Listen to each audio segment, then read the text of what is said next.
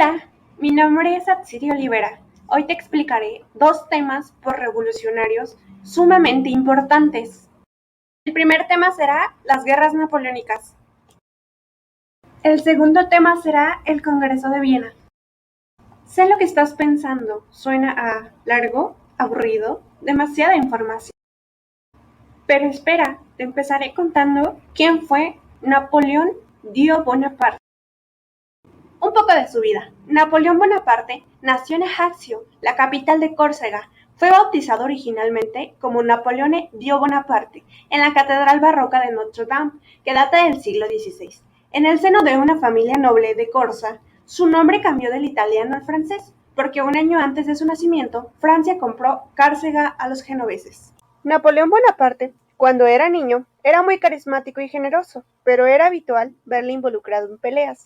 Cuando tenía apenas 9 años, el niño Napoleón consiguió una beca para estudiar en la Academia Militar de Brienne, en Francia. Allí estudió hasta los 15 años, pero durante ese tiempo, el joven Napoleón era visto como un extranjero por el resto de sus compañeros, por su marcado acento italiano. Sin embargo, Napoleón consiguió ganarse el respeto de todos, por su carácter y dotes de liderazgo. Posteriormente, se trasladó a París y continuó su formación marcial en una de las academias militares más importantes de Francia, durante un año más, hasta que salió de la academia con el título de oficial. Su primera asignación como tal fue en Valence, una ciudad francesa situada en el departamento de Drôme. En la guerra entre Córcega y Francia, Napoleón se unió a la fracción afrancesada, ganándose la enemistad del líder del movimiento por la independencia de Córcega, Pascual Pauli. La vida de Napoleón Bonaparte fue muy intensa y exitosa. Durante ese mismo año en que fue capitán, alcanzó la gloria en la batalla de Tolón. Ahí consiguió derrocar a las tropas inglesas y a partir de ese momento, la carrera militar de Napoleón estuvo llena de ascensos y reconocimientos. Aunque poco después, sus adversarios políticos lo encarcelaron durante un tiempo.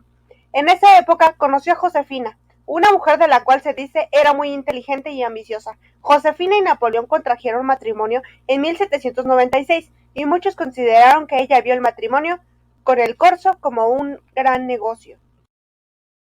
Empecemos con el primer tema de las guerras napoleónicas. Napoleón participó en varias guerras para defender y conquistar territorios a favor de Francia, incluso antes de convertirse en primer cónsul. Esas son las llamadas guerras revolucionarias francesas, donde Francia ganó territorios dentro de la actual Italia y se anexaron Bélgica y las provincias unidas de los Países Bajos, Francia y los territorios anexados. Inglaterra fue el enemigo número uno y orquestador de la mayoría de las guerras en contra de Francia. Las guerras napoleónicas inician después de la proclamación de Napoleón como primer cónsul de Francia y concluyen en 1815 con su caída.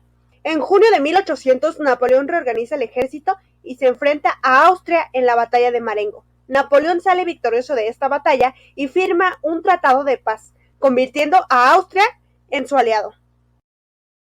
En 1802, Francia e Inglaterra firman el Tratado de Amiens, con el que pusieron fin a la guerra entre ambos países, lo cual les lleva a un breve periodo de paz.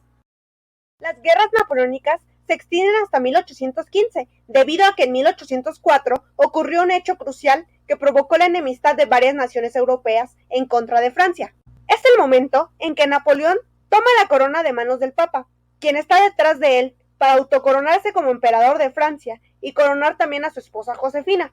Por cierto, un dato curioso, muchos de los personajes que aparecen en la pintura no estuvieron presentes, sino que fueron agregados por el autor para complacer a Napoleón. El hecho de la coronación de Napoleón fue clave para la reanudación de las guerras napoleónicas, ya que al proclamarse como emperador Bonaparte, propició que los demás países europeos, especialmente aquellos que tenían gobiernos absolutistas, vieran en Francia una amenaza y buscaran derrocarlos. Francia comenzó de nuevo a tener problemas con Inglaterra, por lo cual Napoleón trató de adelantarse poniendo una trampa a su rival en las Indias Occidentales, para luego enfrentarlos en la batalla de Trafalgar, muy cerca de España, pero el intento no funcionó y fue derrotado. Aunque Napoleón perdió esta batalla contra Inglaterra en 1805, reorganizó a su ejército para enfrentar a los austriacos, que le habían vuelto a declarar la guerra en la batalla de Ulm, dentro del territorio de la Confederación del Rin. Ambas fueron grandes victorias para Francia, al ganar los territorios de Venecia y Baviera. En 1806, el reino de Prusia de Kaiser, Federico Guillermo, le declara la guerra a Francia. Esa es la guerra donde Napoleón toma Berlín, y después de esta batalla creó el Ducado de Varsovia, con el cual Francia gana un territorio más. Con la toma de Berlín, Napoleón inicia un bloqueo continental para evitar que Inglaterra tuviera acceso a mercancías europeas, y así de una vez por todas ganarle la guerra. Sin embargo, Portugal, que era el aliado de Inglaterra, rompe ese bloqueo. Como consecuencia, España y Francia firman el Tratado de Fontainebleau para invadir conjuntamente a Portugal. Cuando Portugal rompe el bloqueo, España y Francia se vuelven aliados, pero una vez que Napoleón lleva a sus tropas dentro del territorio español, decide romper el tratado e invadir también España, imponiendo en 1808 a su hermano José Bonaparte como emperador. Ese es el momento histórico en el cual el Imperio Napoleón logró conquistar la mayor extensión territorial para Francia. El Imperio de Napoleón controlaba la Confederación Helvética, la Confederación del Rin, el Gran Ducado de Varsovia, el Reino de Italia-España, Westfalia, Nápoles, Toscana, Austria y Prusia como aliados. Para 1812, Napoleón se vio obligado a atacar a Rusia para mantener el bloqueo continental y defender el Gran Ducado de Varsovia de las incursiones rusas. La campaña contra Rusia fue desastrosa y Napoleón perdió a muchos de sus hombres. Para Napoleón fueron momentos muy difíciles, porque los rusos utilizaron una táctica diferente, que consistía en atacar y luego retroceder, obligando a Napoleón a entrar cada vez más a su territorio. Así los rusos pudieron atraer a Napoleón hasta Moscú, y para cuando intentó regresar a Francia ya era demasiado tarde, pues había quedado atrapado en el invierno ruso, sin suministros de agua ni comida, siendo atacado por los cosacos. El derrumbe del Imperio Napoleónico. La derrota frente a Rusia significó el inicio del derrumbe del Imperio Napoleónico, pues fue aprovechada por sus otros enemigos. En 1813, los ingleses apoyan a la resistencia española y juntos logran vencer al ejército francés, por lo cual Napoleón se vio obligado a firmar la paz con España y a restaurar la monarquía. Aprovechando las recientes derrotas de Napoleón, Rusia vuelve a declararle la guerra a Francia, y para octubre de 1813, Napoleón se ve obligado a enfrentar a los ejércitos de Inglaterra, Rusia, Prusia, Suecia y Austria, en Leipzig, que se encuentra dentro de la Confederación del Rin. Superado en número por las fuerzas enemigas, el ejército napoleónico pierde la guerra. Esos fracasos hicieron que el Senado francés obligara a Napoleón a abdicar como emperador de Francia en marzo de 1814. Luego de que renuncia como emperador, lo exilian en la isla de Elba. Vigilado por un comisario inglés, permanece en la isla hasta marzo de 1815, cuando regresó a Francia y volvió a tomar el poder. Pero atacado por los países europeos, se vio obligado a enfrentar a la batalla de Waterloo, Bélgica, en junio de ese mismo año, donde fue derrotado definitivamente y desterrado por los ingleses a una pequeña isla de nombre Santa Elena, donde murió 5 años después. ¿Cuál fue el último proceso de la Francia posrevolucionaria, luego de la primera abdicación de Napoleón? Exacto, el Congreso de Viena. Entre septiembre de 1814 y junio de 1815 se reúnen en la capital austriaca representantes de Inglaterra, Rusia, Prusia, Austria, Francia, España, Portugal y Suecia con el objetivo de restablecer las fronteras nacionales alteradas casi 20 años antes por las guerras revolucionarias francesas y posteriormente por las guerras napoleónicas. Les surgía borrar todo rastro de la Revolución Francesa y del Imperio Napoleónico. Aquí puedes ver cómo quedó organizada la nueva geografía europea.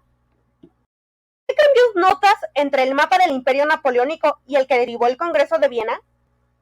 Se modificaron las fronteras de Francia, Austria y Prusia, y también cambiaron los territorios que hoy integran Italia. De igual manera puedes observar que surgieron el Reino de los Países Bajos, la Confederación Alemana y el Reino de Polonia.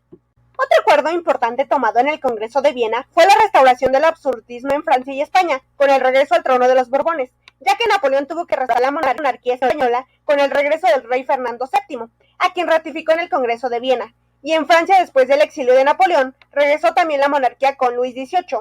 Ambos reyes gobernaban bajo el régimen absolutista. Para terminar con los temas, daré un resumen de lo que se expuso.